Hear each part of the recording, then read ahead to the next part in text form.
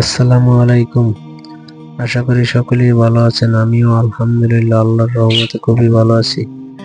আমি কিছুদিন আগে নতুন ফার্মিং শুরু করছি। তো প্রথমে একটি ভিডিও দিছিলাম যে একটি মুরগি ওমানে বসাইছিলাম। 20 পিস ডিম দিয়ে ওমানে বসাইছিলাম। 20 পিস ডিম থেকে এখানে 16 পিস ডিম ফুটছিল। ওই সময়ের যে 16 পিস বাচ্চা হয়েছিল, এই বাচ্চা এখন যে দেখতেছেন এই সেই বাচ্চা।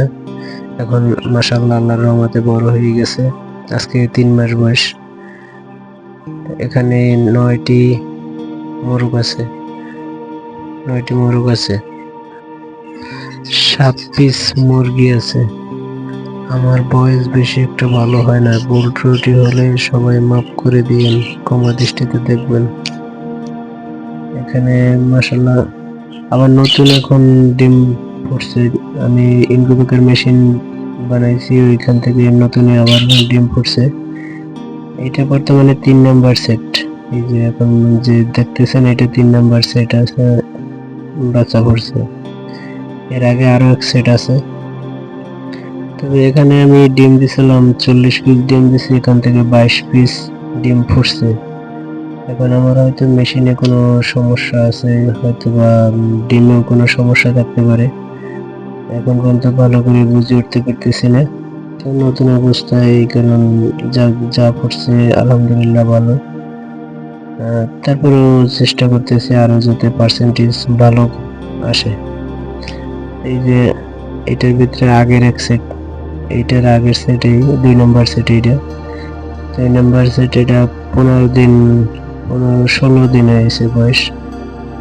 16 দিন বয়স হয়েছে এই সেটের।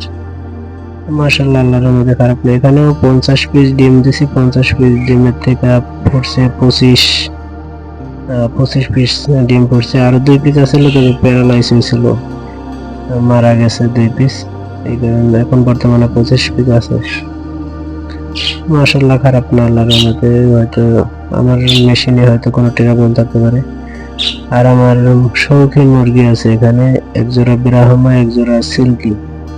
তবে আমার ব্রাহ্মা জোড়ায় খাবার কম খাইতেছে, এই কারণ কিছু ঔষধ দিয়েছিলাম, জিঙ্ক, ভিটামিন ব্যবহার করতেছি, লিভার টনিক ব্যবহার করছি, কোনো কাজ হইতেছে না। আমার চ্যানেলটা নতুন, সবাই লাইক সাবস্ক্রাইব করেন, সবাই সাপোর্ট করেন।